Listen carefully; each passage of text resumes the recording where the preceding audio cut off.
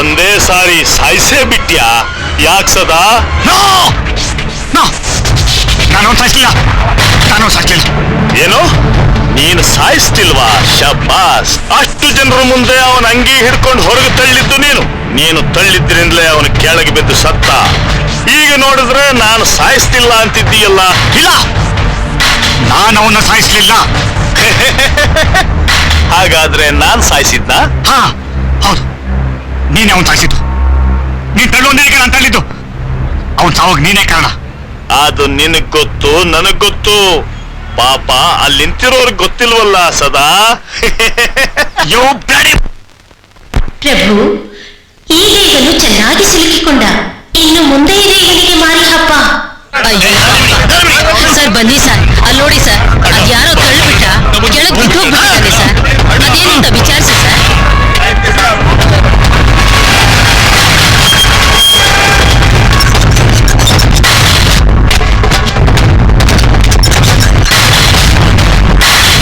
ನಿನಗೆ ಬಂದಿರೋ ಈ ಪರಿಸ್ಥಿತಿ ಶತ್ರುಗೂ ಬೇಡ. ನಿನ್ನನ್ನು ನೋಡ್ತಾ ಇದ್ರೆ ಎಷ್ಟು ಸಂತೋಷ ಆಗ್ತಾ ಇದೆ ಗೊತ್ತಾ? ಅವನು ಸತ್ತ ಅಂತ ಡಾಕ್ಟರ್ ತೀರ್ಮಾನ ಮಾಡಿದ ಮೇಲೆ ನಿನ್ನ ಪರಿಸ್ಥಿತಿ ಏನು ಸದಾ? ಜೈಲು, 4 ಗೋಡೆಗಳ ಮಧ್ಯೆ ಚಡ್ಡಿ ಬನೀನ್ ಹಾಕೊಂಡು ಅಲ್ಯೂಮಿನಿಯಂ ತಟ್ಟೆಯಲ್ಲಿ ಊಟ ಮಾಡ್ತಾ ಬದುಕಬೇಕು. ಮನುಷ್ಯನ ಜೀವನ ಕ್ಷಣದಲ್ಲಿ ಹೇಗೆ ಬದಲಾಗುತ್ತೆ ನೋಡಿದ್ಯಾ ಸದಾ? 10 ನಿಮಿಷಕ್ಕೆ ಮೊದಲು ರಂಗಿನ ಪ್ರಪಂಚದಲ್ಲಿ ತೇಲಾಡ್ತಾ ಇದ್ದೆ. ಇನ್ನು ಮುಂದೆ no more cell phones, no more girlfriends, no more ಜಲ್ಸಾಸ್. ಇನ್ನು ಉಳಿದಿರೋದೆಲ್ಲ ಕತ್ತಲಿನ ಪ್ರಪಂಚನೇ. ನೋಡಯ್ಯ, ನೀನ್ ಹೆಸರೇನು ಅಂತ ನನಗೆ ಗೊತ್ತಿಲ್ಲ. ಬುದ್ಧಿವಂತನಾಗಿ ನನಗೆ ಸರೆಂಡರ್ ಆಗು. ಅನಾವಶ್ಯಕವಾಗಿ ನಮ್ಮನ್ನು ಇಕ್ಕಟ್ಟಿಗೆ ಸಿಗಾಕ್ಸಿ ನೀನು ಇಕ್ಕಟ್ಟಿಗೆ ಸಿಗಾಕೋಬೇಡ. ನನ್ನ ಅನುಭವದಿಂದ ಹೇಳ್ತಾ ಇದ್ದೀನಿ. ಮೊದಲೇ ನನ್ನ ಆರೋಗ್ಯ ಸರಿಯಾಗಿಲ್ಲ. ಬೇಕಾದ್ರೆ ನೋಡು, ಡಾಕ್ಟರ್ ಚೀಟಿ ಬರ್ಕೊಟ್ಟಿದ್ದಾರೆ. ದಮ್ಮು, BP, ಶುಗರ್ ಜೊತೆಗೆ ಮೂಲವ್ಯಾಧಿ ಬೇರೆ ಸೇರ್ಕೊಂಡ್ಬಿಟ್ಟಿದೆ. ಮೊದಲೇ ಕಾಯಿಲೆಯಲ್ಲಿ ನರಳ್ತಾ ಇದ್ದೀನಿ. ಮತ್ತೆ ನಿನಗೆ ಕಷ್ಟ ಕೊಡ್ಬೇಡಪ್ಪ.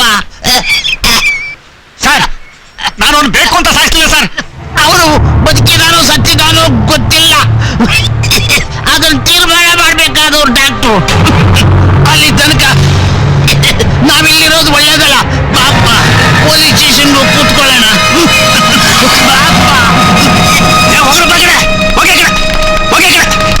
ಕೈ ಮುಗಿತೀನಿ, ಹೋಗಿ ಆ ಕಡೆ.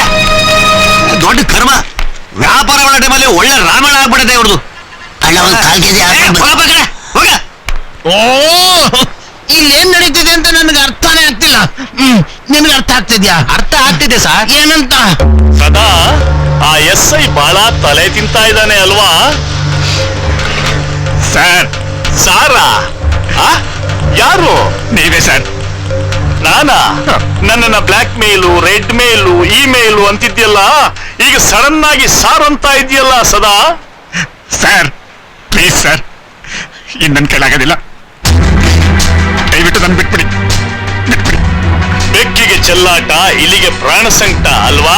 ಸರ್ ಪ್ಲೀಸ್ ಸರ್, ನಿಮ್ ತಮ್ಮಯ್ಯ ಅಂತೀನಿ. ಈಗ್ಲೇ ಅಲ್ವಾ ಸದಾ ಗೇಮ್ ಸ್ಟಾರ್ಟ್ ಆಗ್ತಾ ಇರೋದು? ಈಗ್ಲೇ ಸುಸ್ತಾಗೋದ್ರೆ ಹೇಗೆ? ಓಕೆ, ಒಂದ್ ಕೆಲಸ ಮಾಡಿ. ಹೇಳಿ ಸರ್, ಏನ್ ಮಾಡ್ಬೇಕು? ಆ ಬೂತ್ ಮೇಲ್ಗಡೆ ಏನಿದೆ ನೋಡು. ಅಲ್ಲಲ್ಲ, ಬಲಗಡೆ ಮೇಲೆ ಯಾವುದು ಪ್ಯಾಕೆಟ್ ಇದೆ ಸರ್? ಕರೆಕ್ಟ್. ಅದನ್ನ ಬಿಚ್ಚಿಬಿಟ್ಟು ಒಳಗಡೆ ಏನಿದೆ ಅಂತ ನೋಡು. ಏನಿದೆ? ಇದು ಟಾಯ್ ರಿಮೋಟ್ ಕಾರ್. ಅದು ರಿಮೋಟ್ ಕಾರ್ ಅಲ್ಲ ಸದಾ, ಯಮಧರ್ಮರಾಜ. ಅರ್ಥ ಆಗ್ಲಿಲ್ವಾ?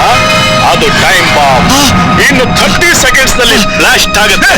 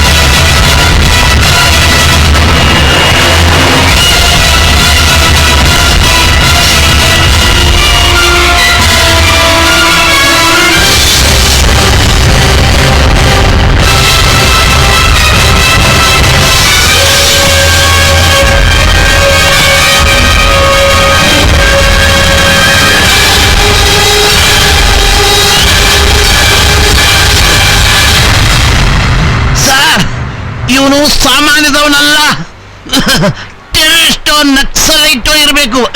ಇಲ್ಲಿ ನಮಗೆ ಹೆಚ್ಚಿನ ಪೊಲೀಸ್ ಫೋರ್ಸ್ ಬೇಕು ಸರ್. ಏನು ಪೊಲೀಸ್ ಫೋರ್ಸ್ ಅಲ್ಲ, ಮಿನಿಸ್ಟರ್ ಬಾಮ ಇದನ್ನ ಮದುವೆ ಬಂದೋಬಸ್ತಲ್ಲಿದ್ದಾರ. ಇಲ್ಲಿ ನನ್ನ ಗತಿ ಏನು ಸರ್? ಅವನು ಎಷ್ಟು ಮೊದಲನೇ ಬಾಂಬು ಅದೃಷ್ಟು ವಶ ಸಿಡಿಲಿಲ್ಲ. ಅವನ ಹತ್ರ ಇನ್ನೆಷ್ಟು ಬಾಂಬ್ ಇದೆಯೋ, ಯಾವಾಗ ಯಾರ ಮೇಲೆ ಸಿಗ್ತಾನೋ ಅದನ್ನ ನೆನೆಸ್ಕೊಂಡ್ರೆ ಕೈ ಕಾಲುಗಳೆಲ್ಲ ಗಡ್ಡ ಗಡ್ಡ ಗಡ್ಡ ನಡಗತ್ತೆ ಸರ್. ಪ್ರಾಣ ಸಮೇತ ರಿಟೈರ್ಡ್ ಆಗಬೇಕು ಅಂತ ಕನಸು ಕಂಡಿದ್ದೆ ಸರ್. ಆದ್ರೆ ನನ್ನ ಕನಸಲ್ಲ, ಹಗಲ ಕನಸು ಹಾಗ ಕಾಣತ್ತಲ್ಲ sir. Okay sir, yes sir.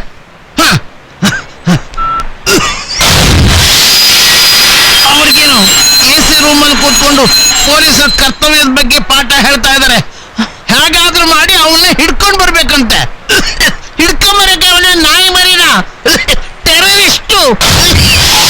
ಎಲ್ರೂ ಸಖತ್ತಾಗಿ ಹೆದರ್ಸ್ಬಿಟ್ಟೆ ಸದಾ. ಏನೋ ಅದು ನಿಜವಾಗ್ಲೂ ಟೈಮ್ ಬಾಂಬ್ ಅಲ್ಲ, ನೀನ್ ಹೇಳ್ದ ಹಾಗೆ ಟಾಯ್ ರಿಮೋಟ್ ಕಾರೇ. ನೀನ್ ಅದನ್ನ ಹೊರಗಡೆ ಎಸೆದ ರೀತಿನ ನೋಡಿ ಎಲ್ರೂ ಅದನ್ನ ಬಾಂಬ್ ಅಂದ್ಕೊಂಡ್ಬಿಟ್ರು. ಪಾಪ. ಅಂದ್ರೆ ನೀನ್ ಇದನ್ನ ಬೇಕು ಅಂತಾನೆ ಕ್ರಿಯೇಟ್ ಮಾಡಿದ್ದೇನೋ ಬಾಸ್ಟರ್ಡ್. ನಾನು ನಿನಗೆ ಏನ್ ಅನ್ಯಾಯ ಮಾಡಿದ್ದೋ ಗೊತ್ತಿಲ್ಲ ಕಣೋ, ಗೊತ್ತಿಲ್ಲ. ಸದಾ ಸದಾ ಕೂಲ್. ಇವಾಗ ಅದೇನೋ ಹೇಳ್ದೆ, ಏನದು? Repeat please. ನಾನು ನಿನಗೆ ಏನ್ ಅನ್ಯಾಯ ಮಾಡಿದ್ನೋ ಅರ್ಥ ಆಗ್ತಾ ಇಲ್ಲ. ನನಗೆ ಏನ್ ಅನ್ಯಾಯ ಮಾಡಿದ್ದೀಯೋ ಅರ್ಥ ಆಗ್ತಾ ಇಲ್ಲ ಅಂದೆ ಅಲ್ವಾ? ಅಂದ್ರೆ ನೀನು ಕೆಲವರಿಗೆ ಅನ್ಯಾಯ ಮಾಡಿದ್ದೀನಿ ಅಂತ ಒಪ್ಕೋತಾ ಇದೀಯಾ. ತಪ್ಪು ಮನುಷ್ಯ ಮಾಡ್ದೆ ಗಿಡ ಮರ ಮಾಡುತ್ತಾ?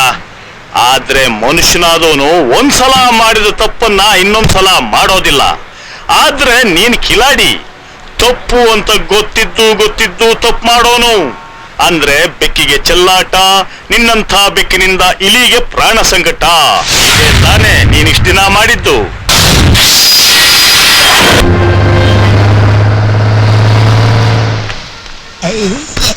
ಸ್ವಲ್ಪ ದಾರಿ ಬಿಡಿ.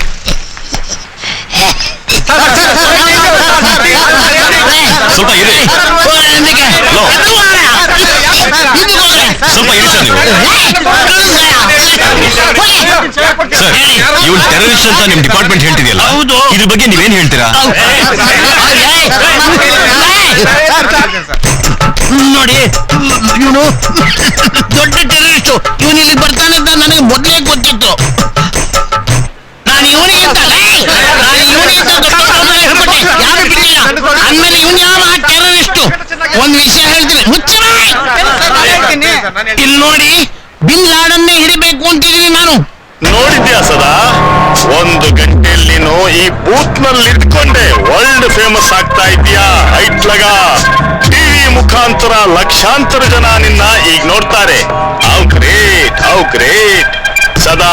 ನಿಜ ಹೇಳ್ಬೇಕು ಅಂದ್ರೆ ನೀನ್ ನನಗೆ ಥ್ಯಾಂಕ್ಸ್ ಹೇಳಲೇಬೇಕು. ಯಾಕೆ ಸದಾ ಬೆವರ್ತಾ ಇದೀಯಾ? ಯಾಕೆ ಟೆನ್ಷನ್ ಆಗ್ತಾ ಇದೀಯಾ? ನನ್ನ ಟೆರರಿಸ್ಟ್ ಆಗಿ ಕ್ರಿಮಿನಲ್ ಆಗಿ ಕ್ರಿಯೇಟ್ ಮಾಡ್ಬಿಟ್ಟು ಯಾಕೆ ಟೆನ್ಷನ್ ಆಗ್ತಿದ್ಯಾ ಅಂತ ಕೇಳ್ತೇನೆ. ಅಳ್ತಿದೀಯಾ? ಚೀಚಿ, ಏನಿದು ಬೇಬಿ ತರ.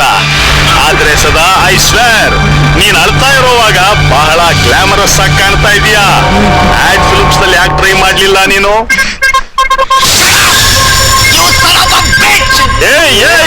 ಬ್ಯಾಡ್, ಟೂ ಬ್ಯಾಡ್. ಇಂಡಿಸೆಂಟ್ ಪದಗಳನ್ನು ಉಪಯೋಗಿಸೋದು ನನಗಿಷ್ಟ ಇಲ್ಲ. ಅಜ್ಞಾನವೇ ಹೊರತು ಬಡತನವಲ್ಲ ಎಂದು ನಂಬಿರುವ ಶ್ರೀಮಠದ ಕಿರಿಯ ಶ್ರೀಗಳು ತಮ್ಮ ಪ್ರವಚನ. ಇದೀಗ ಬಂದ ಸುದ್ದಿ, ಶಿವಪೂಜೆಯಲ್ಲಿ ಕರಡಿ ಬಿಟ್ಟಂಗೆ ಇವ್ರದೊಳ್ಳೆ ಮಧ್ಯ ಬಂದು ಒಳ್ಳೆ ಪ್ರೋಗ್ರಾಮ್ ನೋಡಕ್ಕೆ ಬಿಡಲ್ಲ.